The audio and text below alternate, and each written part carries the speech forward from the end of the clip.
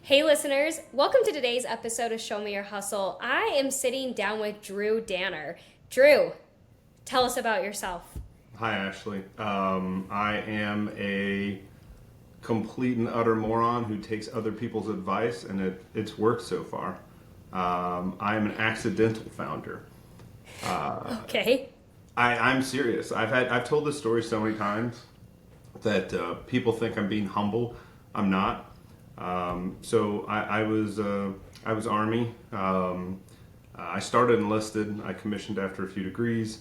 I built really bad systems for the government. And then after the Army, I worked in the intelligence agencies doing the same thing. And then I took a job actually leading e-commerce and application development for a California grocer called Rayleigh's. Mm-hmm. And they paid me an astronomical amount of money. It was like times 5 what a senior engineer was making in DC at the time. So I was building out a bunch of stuff, built a pharmacy app, built a pricing app, built the whole e-commerce strategy of the team, outstanding team. I let a lawyer who was retiring from Accenture talk me into security, technology, and privacy would start a great company.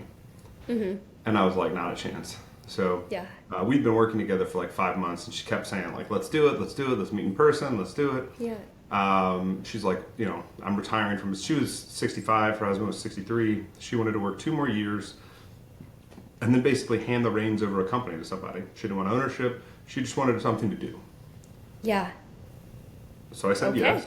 Okay. And our first 5 customers were enterprise customers.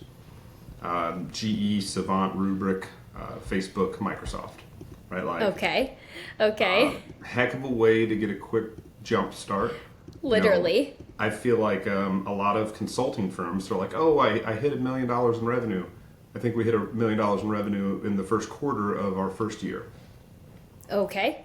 Because we signed very large contracts with customers that trusted us because of relationships. Yeah. And now, since then, right, so I've been running this by myself for 4 years, and we are now a law firm, a consulting firm, an audit firm, and we have a technology practice. And in March, we were acquired. Mm-hmm. So more news on the acquisition will come out later this month, so I won't spoil anything. But Okay. We were just in San Francisco at a managing directors meeting for this new big company, and it's exciting, it's new. So that's awesome. Well, we'll stay tuned for more on that then. That's my quick introduction. Okay, let's dive in then. Yeah, what do you want to know? I'm like, oh my gosh, your story, where do I even start? Normally it's like, well, shit hit the fan over and over and I found my way. So what has been your shit hitting the fan moment? Like, what was the hardest part of your journey? Taking a step back. When I left the enlisted side, when I commissioned, I actually never managed people. I was an individual contributor. I worked on systems. I feel like when you do engineering work, it's like your people side of your brain shuts off. I'm great with people. I'm an extrovert. I love people. Yeah. But I'm not a manager. I've never been a manager. Like the idea of a leader, right? Someone that inspires others, someone that shows you how to do, right? Like what's good look like. But I don't check in on people, and I don't babysit, and I don't,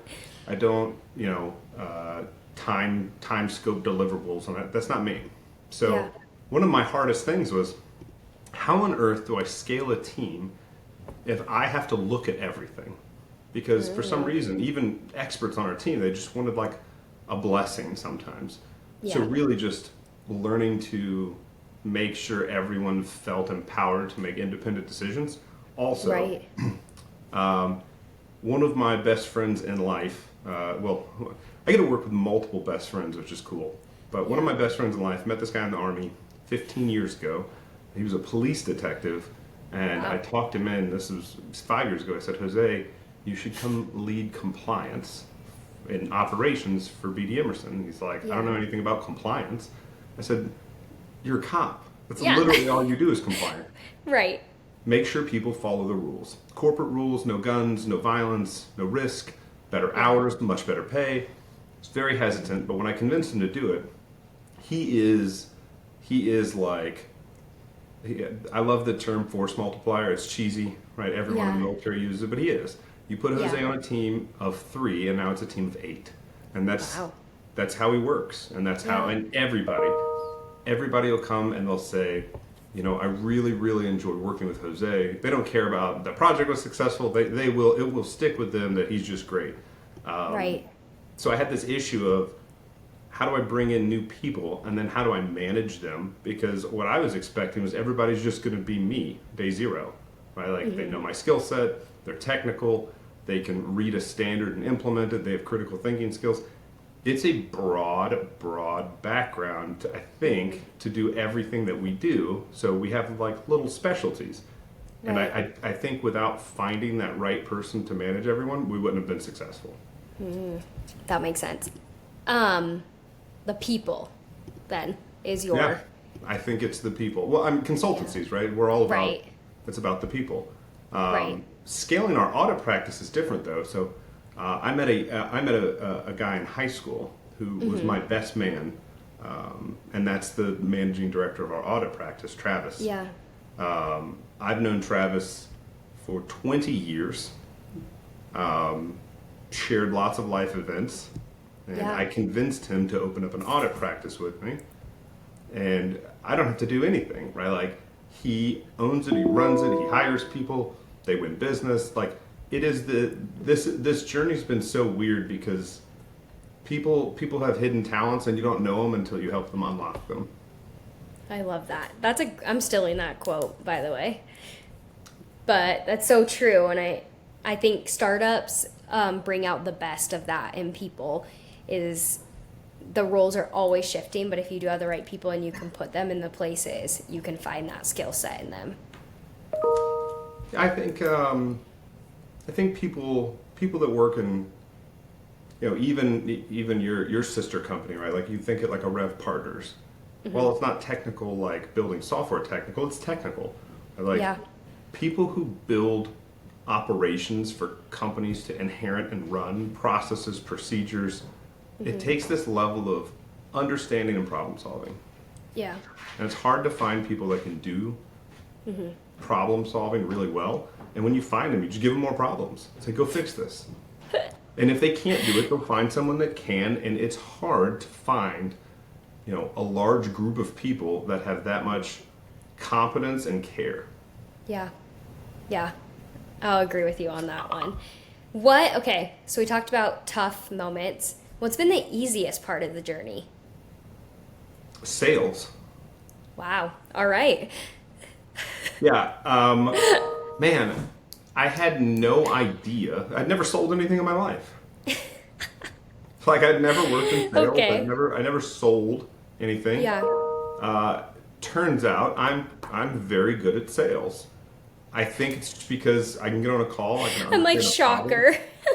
You know, it was shocking to me because if someone were to ask me 8 years ago, for one, if I would have enjoyed sales, not a chance. Right. And for two, if I was good at it, while I think very highly of myself, I'm not an idiot. I would have said, listen, I have no experience in that. I can do anything, but I'm not going to be good at it right away. Yeah. And I am. I've closed, you know, multiple Fortune 50 companies by myself, with a team behind me, but I mean me as the leading salesperson. And it was very interesting to go in some of those calls and they're like, so what's your role? Are you a sales director? I was like, technically, I am the managing director of the law firm, the consulting firm, and the audit firm. We have managing directors that oversee all those functions, but I technically run the entire org. So it's weird. Sales. Now, I will say, even with something I'm good at, right? We hired our first director of sales earlier this year, and Leslie is a mix between Michael Jordan and an assassin. Like, she's the greatest at what she does, and she is sneaky in a not sneaky like a unethical sneaky. Yeah. She's a sleuth, right? She is very good at open source intelligence, which I didn't expect from we get on a call and she's like, "Oh, Drew used to work in the intelligence agencies, and I went to art school." That's what she I does. love it. Yeah. But she is incredible. Oh.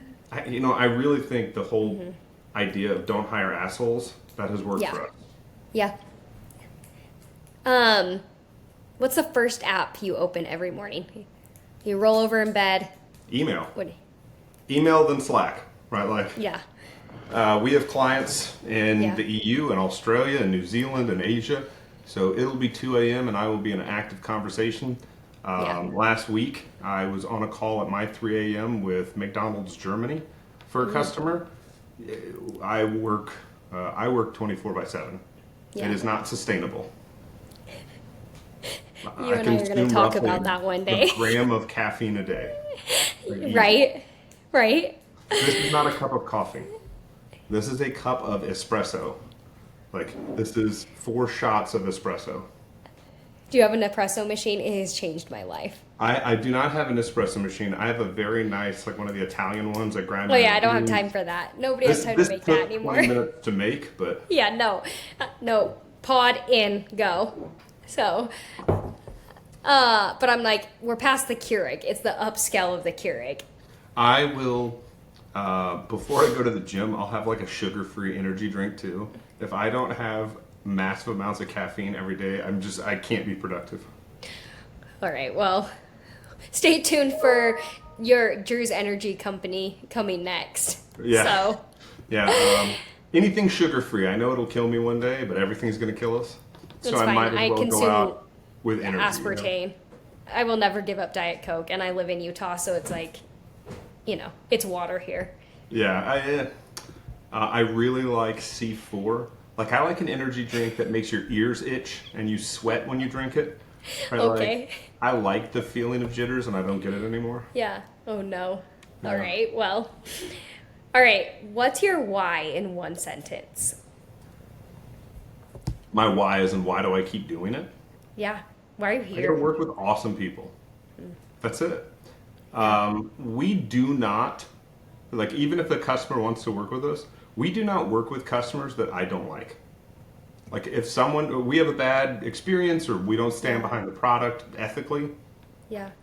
that is a great decision that I gotta make. The why is, we gotta make a difference. And not the same difference as most of us used to make. We're all ex-military. Yeah. I think our difference is we help companies do things better, faster. We help big business, which maybe doesn't need us, but we also get to help a lot of startups, just like Supered, achieve Yeah. standards that help them sell, Yeah. right? So it's all people. I really, really love people, but the more you love people, the more you realize you kind of hate people. Because people who don't do good for others, like, it's just hard. If you're always trying to do something great for someone, but then you see people who just don't care about other people, Yeah. it makes you want to continue to do the next good thing for someone. We do pro bono work for causes we like. That's awesome. Nonprofits. There's some medical apps that came out after some law changes a while back that we said, listen, happy to support you at our cost. Anything Yeah. we can do to help. Yeah. So I love that. the why is you have to do something, Mm-hmm. and I'm pretty good at this, and I get to work with awesome people. That's amazing. What are you listening to right now? Book, podcast? I'm Binge watching. rereading for like this is the part where everybody gets to laugh. So I love The Count of Monte Cristo, the book. I love A Book Okay. of Revenge. Okay. It is an interesting read if you've never read it, because the way it's written, right? It was written 400 years ago. Sentence structure's fun. It's translated from French. Great book. Have you ever read it? No, I think I was supposed to in high school, and I probably just didn't do it. Have you ever seen Shawshank Redemption, the movie? Yes, I have. The concept came from Count of Monte Cristo. Guy's wrongfully Okay. accused, escapes prison, becomes a billionaire, and then seeks revenge on the people that wronged him. right? Okay. I love I mean, it. I'm normally like a self-help Brene Brown No. kind of person. No. So, When I finished my doctorate of business, I decided that I wasn't going to do any educational reading ever again. I'll mail you all these. I have I do like to read. I read blogs. People send me stuff all the time. Alan, who is the managing director of our technology practice, probably reads more like how to better your org, better yourself Yeah. stuff. And he sends me so much, and I love it because it's the hey, I'm the passenger of a car. I'm going to spend the next 30 minutes and I'm going to read something. I Yeah. read a billion things on planes all week, so. Oh, don't. We'll go down that road another day. Binge watching. We, my wife and I we are rewatching Marvelous Miss Maisel, and then at the that's a same good one. time we're watching Gilmore Girls, Oh, which that's a go-to all the I time. like. I'm with you there. They're both, What about The both Bear? Are you solid. watching The Bear? I'm not. That's the cooking one. Oh yeah, Michelin star kitchen is No. running 3 minutes a plate. I'm like, That's Lip this from is. Shameless. He will always be Lip from Shameless. I can't see him in any other role. I love it. Well, Drew, this was really fun. I'm excited. I can't wait to hear more about acquisition and all things coming. So thank you. It was fun for me too. Thanks for having me.